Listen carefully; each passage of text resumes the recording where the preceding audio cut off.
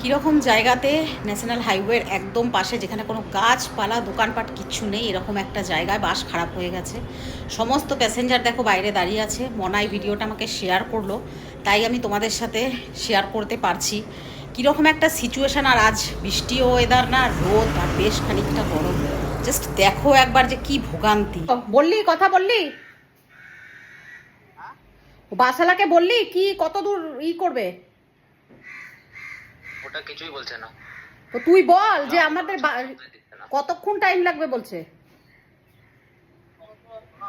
2 ঘন্টা 1.5-2 ঘন্টা তো লাগবেই।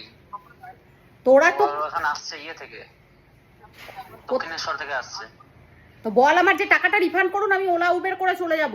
আমার মিটিং আছে, বল কথাটা। কেউ কিছু বলছে না।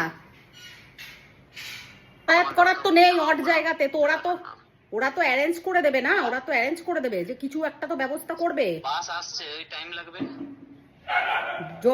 জল টল কিছু দিয়েছে? হ্যাঁ জল টল কিছু দিয়েছে?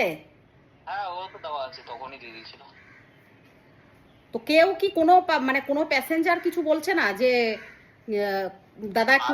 তো কয়েকজন তো চলে গেল, এই শ্যামলি একটা আসছিল, ওতে করে চলে তো গেছে। তুইও অ্যারেঞ্জ কর ওইভাবে। আর পয়সার কথাটা বল, তুই রিফান্ড কর, তারপরে ওলা উবের বুক কর, চলে যা।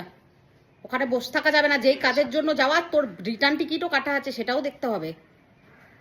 হ্যাঁ, তুই টাকার কথাটা বল আমাকে। হয় অ্যারেঞ্জ করে দিন ইমিডিয়েটলি। আমি 2-3 ঘন্টা বসতে পারবো না।